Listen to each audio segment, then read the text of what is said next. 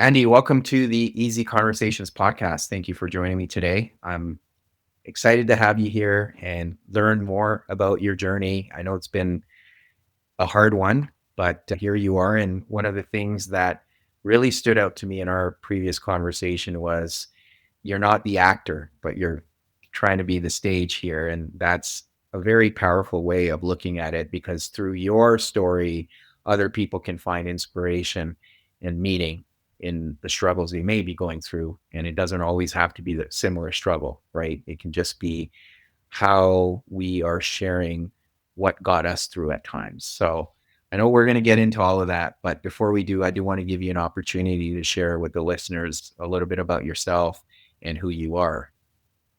Yeah, thank you, Rakan. I appreciate the opportunity, and it's great to speak with you again.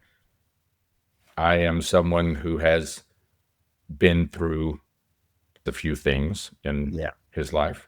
I was victim, I guess you would say, of childhood sexual abuse, bullying. I had numerous illnesses as a child that made some parts of growing up difficult. Lost my mother she was diagnosed with cancer at an early age. Watched her through her struggle with cancer before ultimately succumbing to that. I can relate to people who are estranged from their parents. I was estranged from my father after my mother passed away. She and I were very close, but became estranged from my father midlife. I was diagnosed with stage 4 pancreatic cancer at 53, and at 56, my youngest son took his own life. So there have been a number of setbacks, but as you said,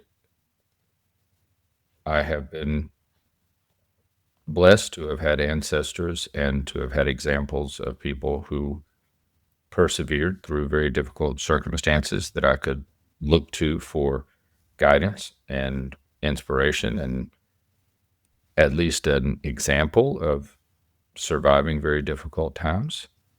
And I've decided that I want to, as best I can, offer that lifeline of hope to others who may be struggling through some very difficult times and let them know that they can actually survive, that tomorrow might just be better than today.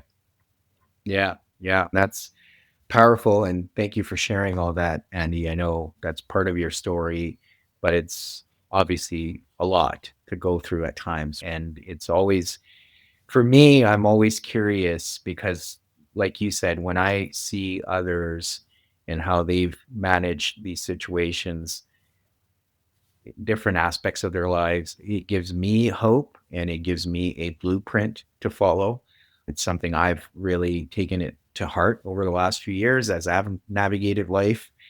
And I am curious, like, what at those different stages of your life as you were going through these things, is there one particular thing or were there a multitude of things that you relied on to navigate adversity and find resilience within yourself? At an early age, my father, one of the things that he did leave with me was his belief that the most successful people in the world were problem solvers and that you should never run from a problem. You should be the one that embraces it and finds a solution. And that had been his success in life. And he passed that on to me. So as I began encountering challenging times and I became old enough to think about those times, I decided that I would work to solve what was left behind from those challenges, those problems. Whenever I would have a problem or I would have a negative situation that would come out of my own reaction to a situation that was embedded from some of these early life situations and then later in life as well, I decided as I observed other people and I observed myself, whenever I thought I would find a way to solve a problem, I would write that down. And so one of the best ways to solve problems is never make the same mistake over and over again. You can make it twice, you can make it 3 times, but there should come a point where you don't make the same mistake again. Because you've got to move on to the other mistakes you're going to make. You can't spend all your time on the ones you've already made. And so I started collecting these little phrases And they what they what they represented to me and still do are things that I observed that solve problems, and because they helped me solve a problem over and over again, I came to believe they were true. And so I see when you speak, I don't hear words, I hear pictures. And so a picture forms in my mind, right? When you're speaking. And I do the same thing myself. Sometimes you'll see me look away when I'm speaking to you, but in my mind, I'm forming a picture of what it is even I'm saying. And so these phrases were kind of like meta phrases, like they would represent a picture that I had kind of held on to, a visual of how this problem could be dealt with, or how I could survive that difficulty and keep moving forward. And so what I used along the way was not one thing. It became a collection of goals and techniques to move from a place of kind of shock. Something happens and you're just shocked by that thing. And in that moment, I think one of the characteristics of being shocked is you're not exactly sure what to do next. You're just stunned. You've been knocked backwards, either emotionally or maybe physically. Like you're just, I, there have been times when I've gotten news where all I could do was sit down. I just fall backwards and sit down. When I got the diagnosis that it was pancreatic cancer, I just fell backwards. That was generally a pretty significant indicator of imminent death. Like it was like, this is not good. So I came to rely upon these things. So in situations like that, when I got that news, I could almost run a default program when my program got hung up. Like I went into shock and my mind wasn't sure what to do. I could rely on this underlying default program that would run. And so I know that's a long way of answering the question, but there wasn't one thing. There were just these things, like these default programs I installed in my on my system over time, that I could run automatically when difficult situations happened. Yeah, no, and I appreciate that. And I think it's just relying on those programs, as you're calling them, to get you through and following that blueprint for that matter. Now, you also talked about being grateful for the ancestors you've had. So, what role have they played? And are you speaking to people that have come before you, or actually like people that you're connected to through a bloodline? Are you able to specify that a bit more? Yeah, I think initially when I think of ancestors, but look, it can be more broad, right? But I think back to my lineage, and the thing is, it applies to all of us. Okay, it was only a few generations ago, a couple of generations, my grandparents didn't have indoor plumbing. Okay, it wasn't a thing, and so like women didn't have sanitary products. Nobody had toilet paper, and somehow the world got populated and they found some joy in life. Like they would laugh and they would tell stories, and in ways that today would seem, how could you even find any happiness? Like their lives were so hard, and it was hard. And I'm not saying they were like joyful all the time, but I looked back and I thought, wow, these are people who have had it really difficult. There's nothing that I have encountered that they didn't encounter with a lot less. They had, they lost, my grandmother lost a child. People died from disease, whether it was cancer or some other disease. And they died from things that today would be nothing. You would step on something and cut your foot. You would just go get an antibiotic or a tetanus shot or something. Like those things didn't exist. So I thought in some of, I don't know, like the earliest kind of dark nights of the soul. I think Carolyn Mays is referred to them as like the dark nights of the soul. In those moments, I would just have this thought, I'm not the first one. How did they keep going? And I do think at some point, it's my belief that we'll all see our ancestors again. And I don't want them looking at me thinking I was the weak link in the chain.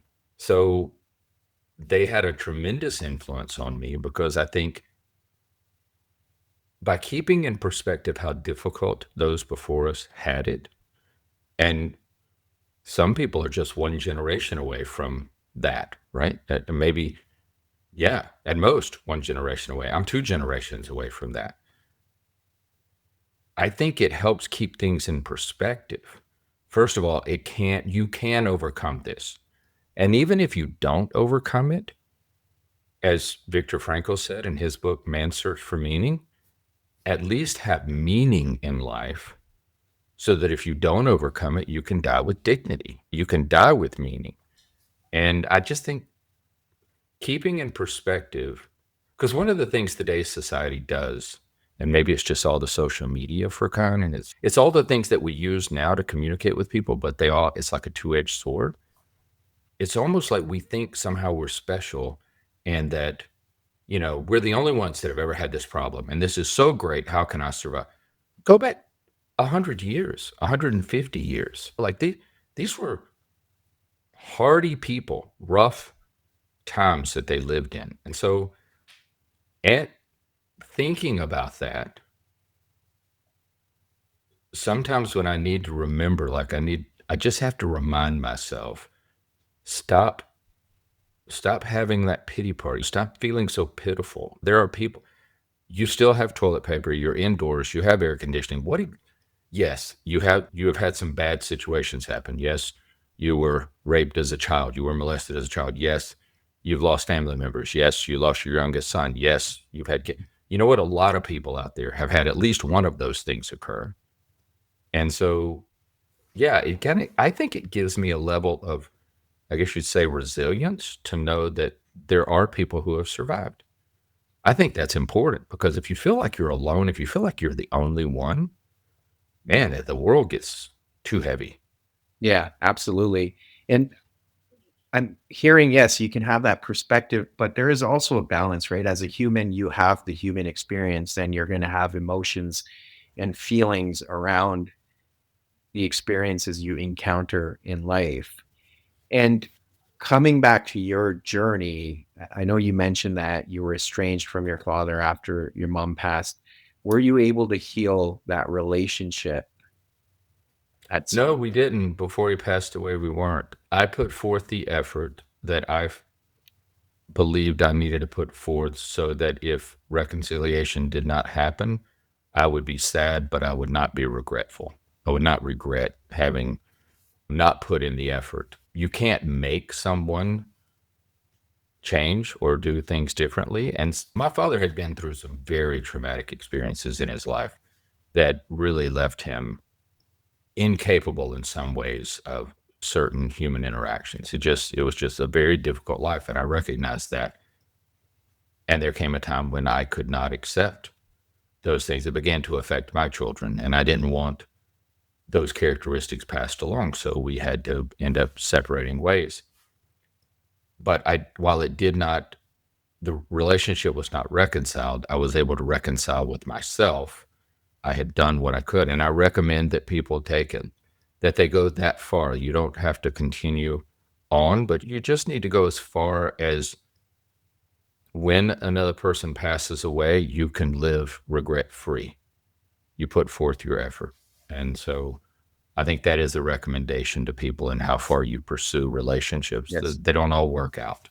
No, and sometimes things happen, right? The thing with life is you never know, right? And you could be reaching out. Maybe there is an intention on their end, something happens suddenly.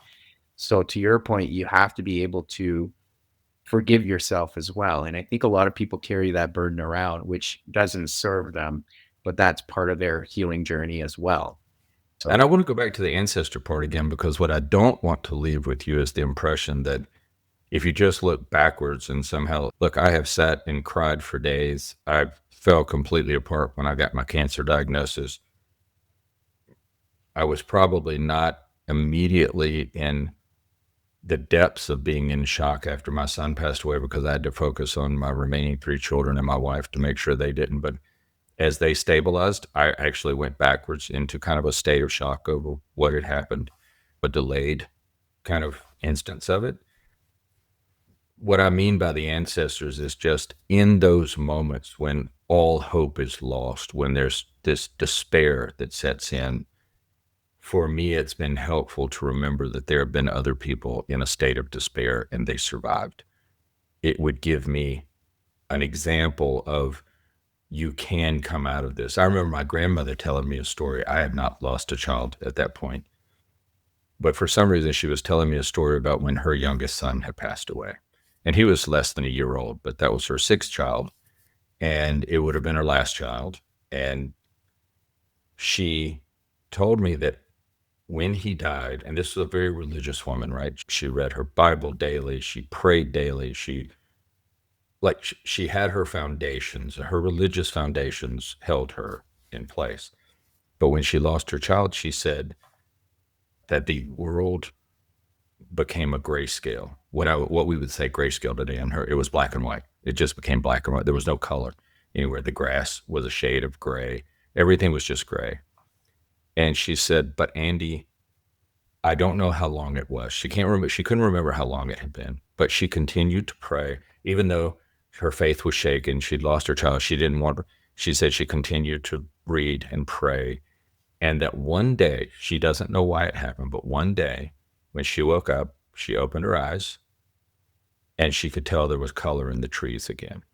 And so she got up and looked, and things in her house had color. And she walked us, and she's told me, she goes, "You will go through these times when the world is just black and white. But if you don't quit, if you will just continue, there will be a day when the world will come back to color again." And when my son passed away, I held on to that. So your ancestors can give you these little nuggets, these little words of wisdom that you don't even really pay attention to when they say them to you, but they Yes. come back, they stick in your mind somewhere. And that was one that still makes me emotional to think about it. Yeah. Yeah. I appreciate you sharing that and coming back to that piece. But you're right. I think there are things that our ancestors passed down to us and even people before them. And that's why I love reading biographies or books about prominent figures that have come before us because there's so much wisdom there. And, you were touching on social media earlier, and I feel like in today's world, we've dispensed with that wisdom at times. And there's so much out there that we often don't look for that can get us through these moments when we're finding ourselves in despair. Yeah, it's immediate, right? Everything's immediate. And so all knowledge is immediate, and wisdom seems to be, or what passes for wisdom is immediate. But wisdom usually is something that's been tested over time. It has history to it. So I think we do ourselves a real disservice. It's like believing everyone's life is their Instagram. Like they're actually not that happy. Okay. Like they're just not. Right. But then I start thinking, man, am I the unhappy one? Like, why doesn't my life look like that? Right. And it's not, reality is not that way. Yes. Yeah. And I think we do need to be able to take the time, like you said, read an autobiography, read biographies of people who have been through difficulties, speak to, I guess in today's societies, many families are not quite as large, or we don't have quite the Mhm. extended families nearby, but where you can find people who have some age to them, and Yes. they've probably had to survive something. They can Yeah. share that wisdom. Yeah, I agree. And I've talked about this before, but I've sought out mentors, especially something I focused on in the last few years when I was navigating difficult situations in life, but also where I was feeling lost and I was making poor choices. Having that wisdom in my life has been monumental. Like just older men, and again, age does play a factor, but it shouldn't be the only factor. But it does, at least in this instance, where I've had these individuals that I've reached out to and spoken to and connected with. And that's the beauty of the world we live in. There's some people who I've never met in person, but we talk regularly. And there's always some nugget they leave me with, given the specific things I'm going through in my life at that time. So it's been definitely powerful. So I do agree with you on that piece. Yeah, and I don't know if this has been your experience, but my experience has been, and I've had this conversation with people younger than me that are going through difficult times. I've found that people older than me that have been through difficulties are generally more like, they encourage me to be more forgiving of myself for my errors. They're like, yeah, yeah, we all did that. Like we've all made it. You can come back from that. Okay. Like you, And like people more my age are like, I can't believe you screwed that up that bad. Right. As someone who's been through it, it just, I don't know, there seems to be, generally speaking, obviously there's exceptions to Hmm. rules. I don't even know if this is a rule, but my experience has been that they just seem to be more encouraging through Yeah. difficulties. We Yeah, they're like, yeah, we all did that. Don't do that again, but yeah, we all did it. Yeah. Yeah. Yeah, I agree. I think there is that. And I tend to speak to some of the younger men I talk to in a similar fashions. What is beating yourself up about what happened? What purpose is it serving? And how long are you going to carry this on for? And we all need to get there at our own pace and time. But sometimes just that shift in, yeah, understanding that, yeah, I'm not the only one who's screwed up this bad or screwed up in general.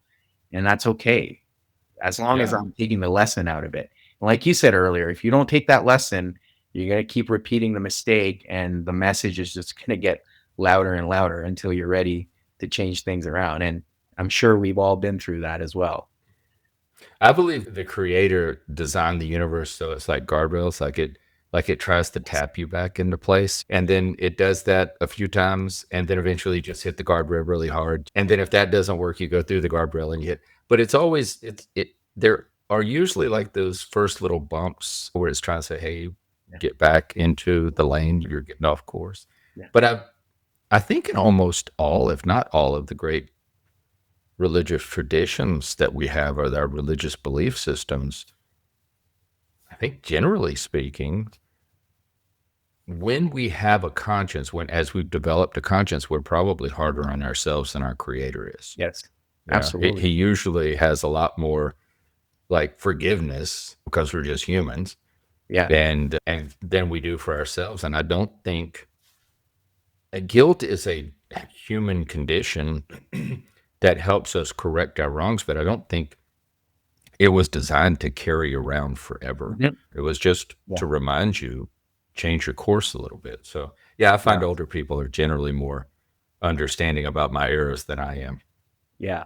When I agree with you, I think I was just talking to someone earlier too, is a few things that you touched on there that I want to reflect back. One was, why is the creator or God putting me through this if he loves me? And a lot of people ask that question. And I think for me, the reflection at that moment was, well, it's depending on your perspective, it's actually a gift because who you become on the other side of this test is a beautiful experience, right? Going through the test and who you become when you look back. Yes, at this moment, you're questioning all of it and the pain you're experiencing, but it is a gift. It's not a punishment in a way, right? As you're talking about, when we hit those guardrails, we can call it a punishment or we could call it a gift because it's allowing you to get back on track.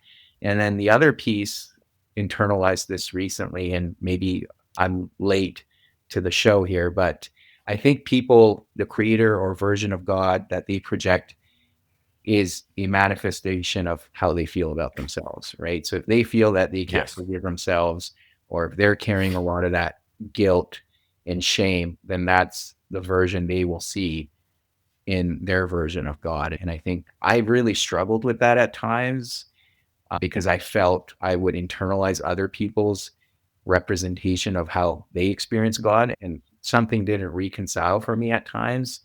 But coming to that realization has been really helpful for me, especially navigating, again, just life in general. I think that is absolutely true. We have to be very careful about the characteristics we place on, for me, it's a God, a creator, and that formed the universe and that cares enough about us to have given us this body to house our soul and give us a way to exist. I think there's a few ways that problems show up in our lives, challenges. Some are, if anyone's played any sports, you know that before you actually play the game, you go through a pretty rough practice. Like you have to hone your skills.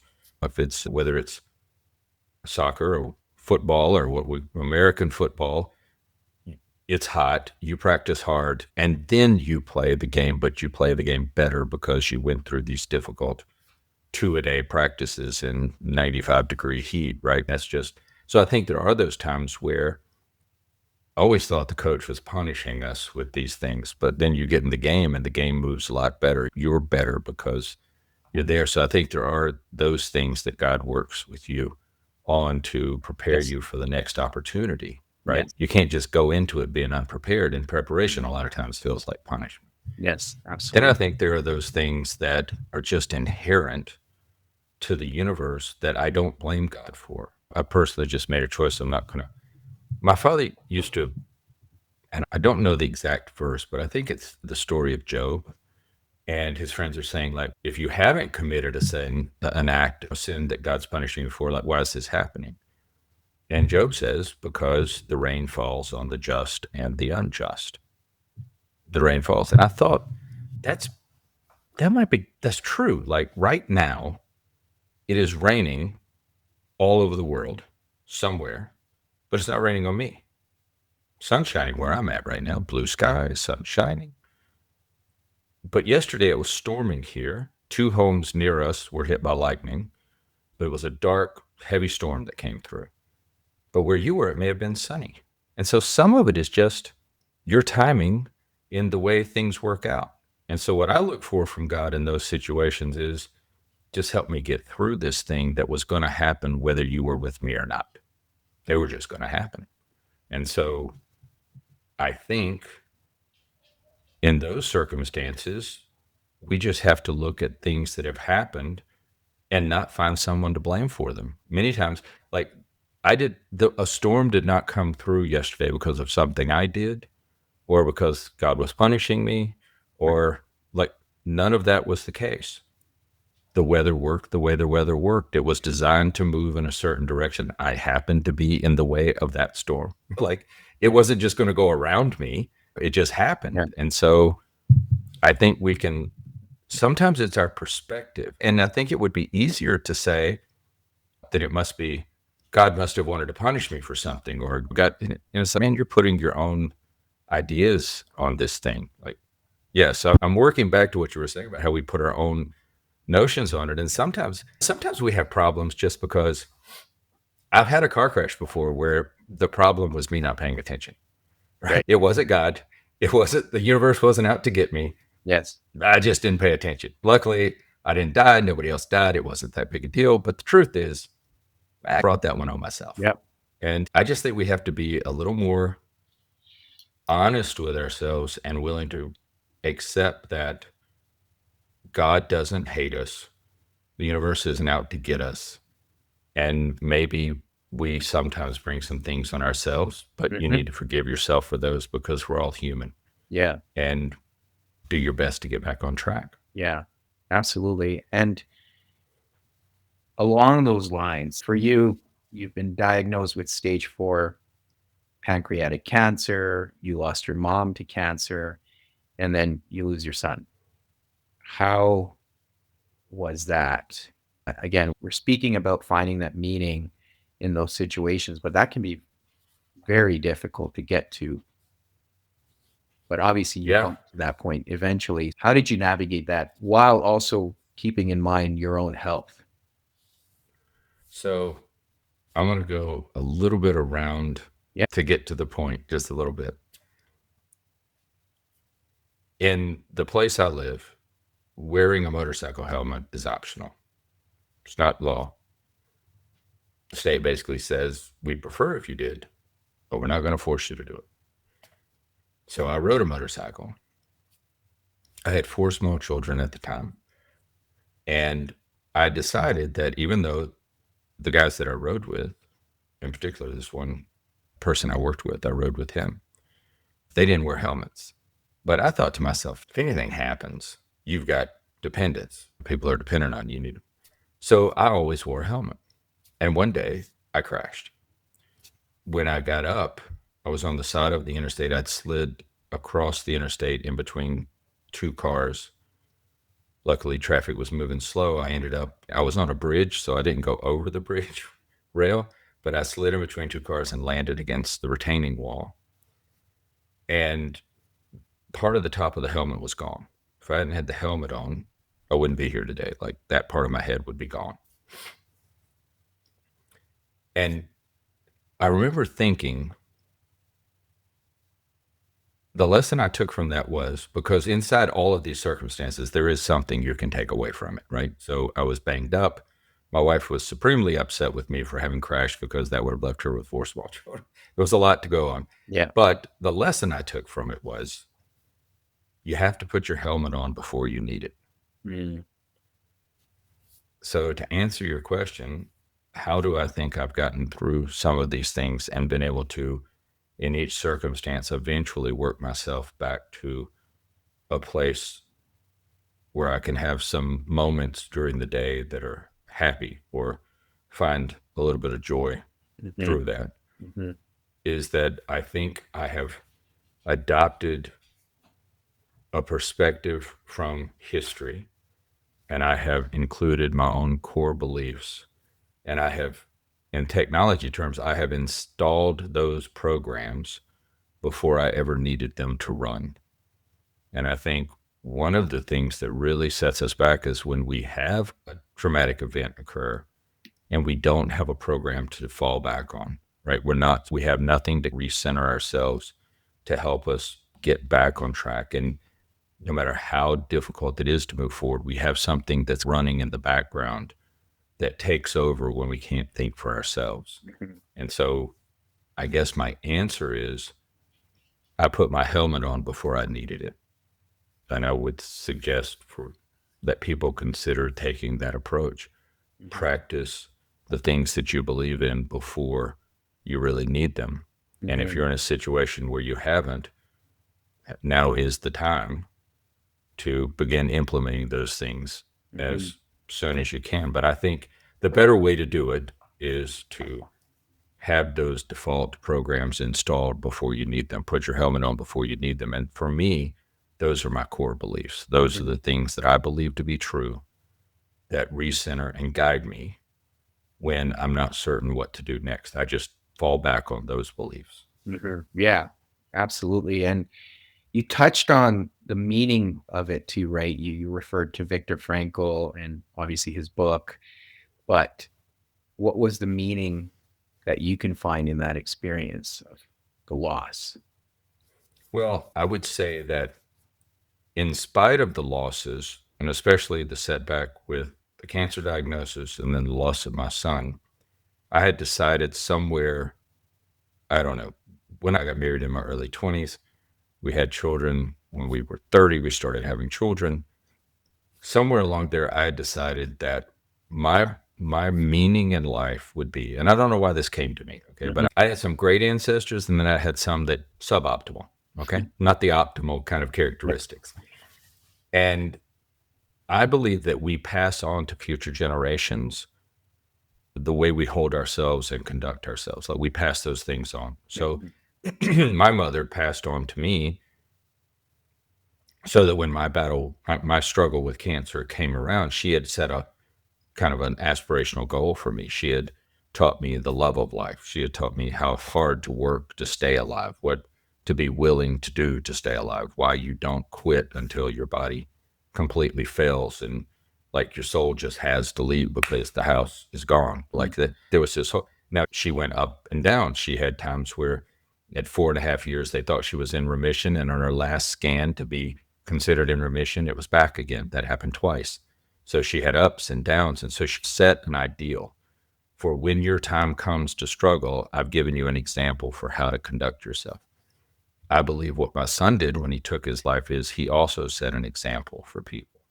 And I don't think it's a good example that he set for how to deal with what he was struggling with. But he, in essence, he thought he was taking the pain with him and that everybody would be better off without him. The truth is, he left, so we all are now at a loss for him, and the pain stayed. Yeah. It's like the worst of the worst possible combination of outcomes occurred. He left, so now we have the loss of him, but the pain he was experiencing stayed, and it's now been spread to everyone he loves, everyone he knows, and even people he didn't know who hear the Mhm. story of him. That pain just goes on. So we have to be very careful about what we leave Mhm. for the next generations. Yeah. Yeah. And I apologize. I started thinking about my son and I forgot the question that you were, No, no, I the that in original question. itself is a powerful message, and again, I can appreciate it's difficult to talk about, but I appreciate what you're sharing and the message you're conveying here. Now, there's a lot of research that's come out over the years around some of the causes that doctors believe or scientists believe for cancer. And one of the ones that's at the forefront is stress and sometimes our inability to express our emotions and holding things in. When you hear that, what does that, what comes up for you? Because that could, I don't know, that could be difficult to hear, or that could also be a bit more liberating. But I am curious for yourself what comes up. I believe stress is an incalculable factor in giving cancer an opportunity to proliferate and take our lives. I think it weakens our systems. I think all the studies would say it would weaken your system, it will lower your immune system, it will do all these things. Look, each of us, we produce defective cells every day. In essence, we have cancer that's produced every day, a Yep. defective cell. But our bodies clean those up. Hmm. Immune system goes out and takes care of them. Autophagy happens. We do these things and it gets cleared out. So some people never have. When we think of cancer, what we're really seeing is it has formed into a tumor or it has become so rampant that it's a blood cancer. Then so now you have these symptoms from its existence, but we have it from the time we're born. We have defective cells and our body just cleans it up. Yeah. So I've often wondered, like I have a genetic mutate, a genetic variant. I have what's called a BRCA, a BRCA1 mutation. And, but I had that for 52 years before I ended up with pancreatic cancer. So why didn't it happen before that? I think part of it was, and I realized this after I started really doing some deep dive EMDR therapy after my son's passing. I really had no idea the emotions and the behaviors that I had experienced for most of at that time, what I hope will be about half my life, but maybe a higher percentage, you can never tell, had influenced my life. And so you have these things that happen early in life or later in life, but I think a lot of times we don't realize how much our minds then work to control things so those bad things don't happen again. And that level of control and the level of focus that control takes and the intensity that you bring and then the stress that brings, I think after a while, it just, your system, one hundredth of a percent at a time becomes less capable to find and locate and destroy the cancer, the defective cells. And then eventually you throw on top of that some great parties, some great times, but those aren't really healthful kinds of Right. events. And when you stack all these things up, and then, your body's just unable to resist. You just Hmm. can't overcome it. And I think stress combined, especially with certain genetic mutations, just allow for a kind of that perfect cocktail of circumstances that then cause it to proliferate. So one of the things that the diagnosis was so bad for when you have stage 4 pancreatic Yeah. cancer, get your last vacation in order, put all your things, get your paperwork ready, you're out. And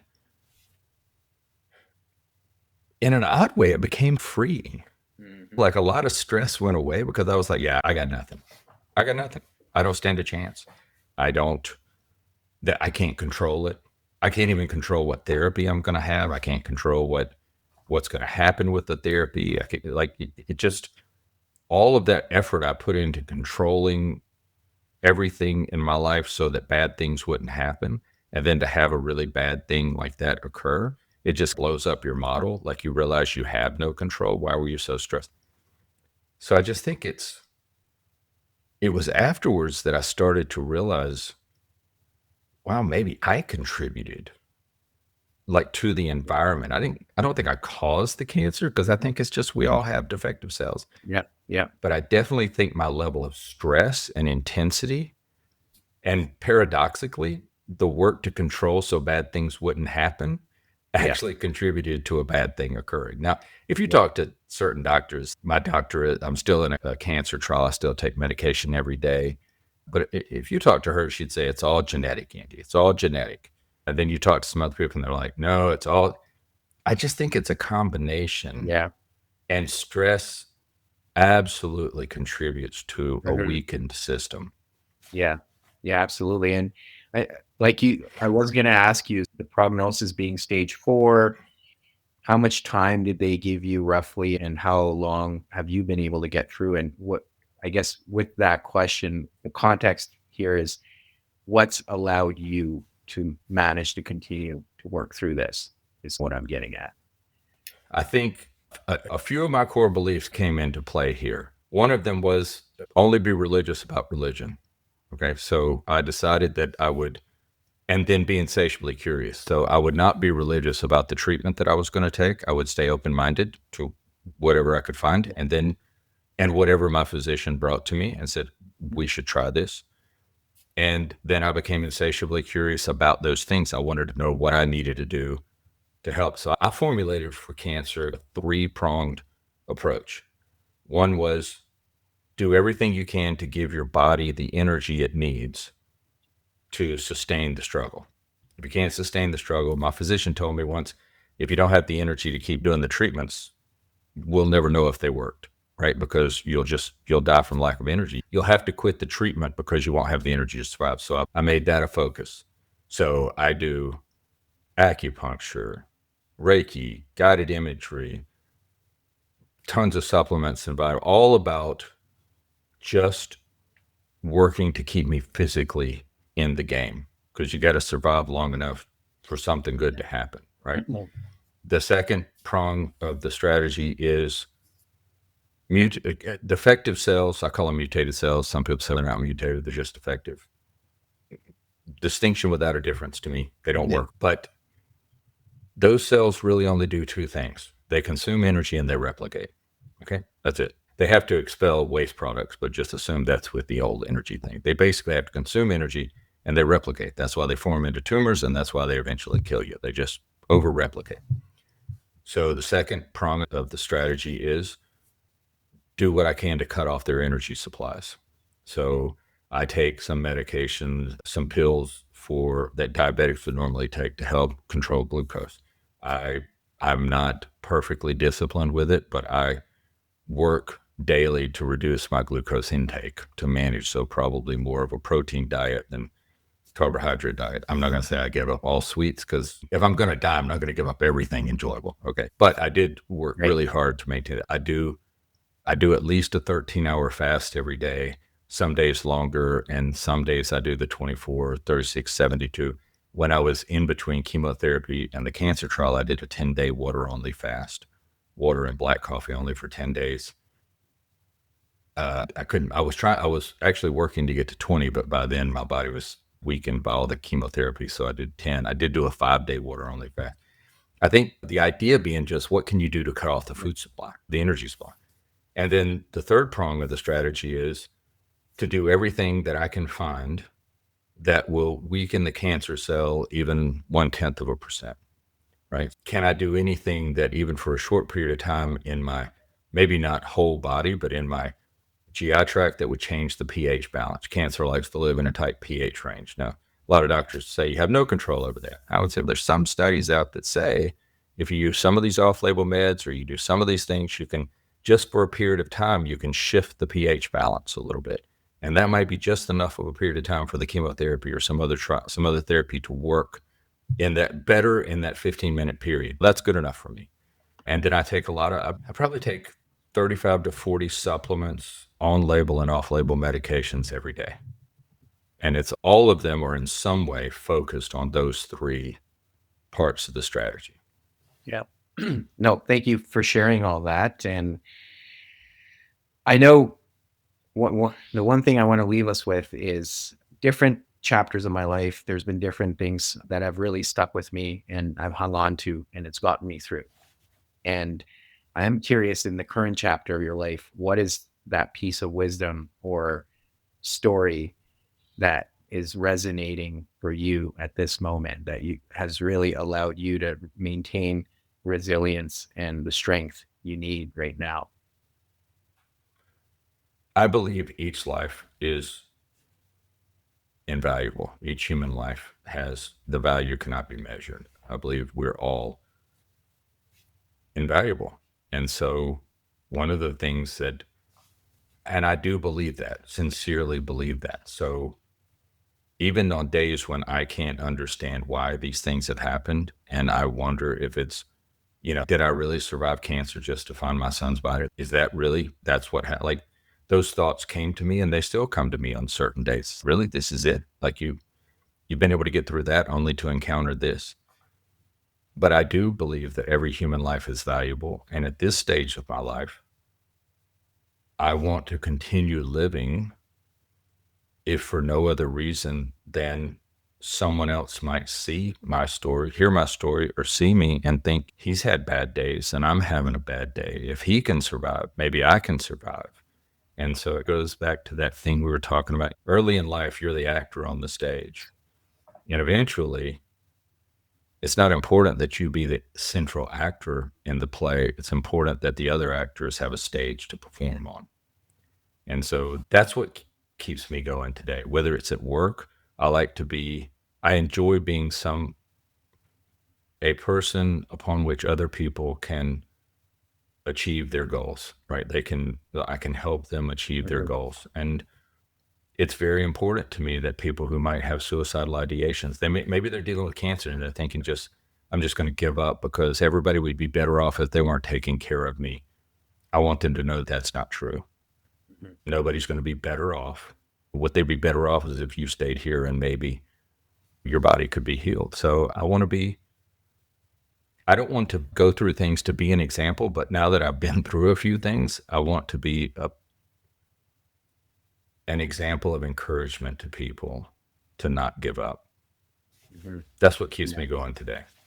Yeah. No, that's beautiful, Andy. Thank you so much for sharing all that and all your wisdom that I've absorbed, and I'm sure the listeners have as well. But for listeners that want to learn more about you or find whatever type of work you're doing in this world, what are some ways they can do that?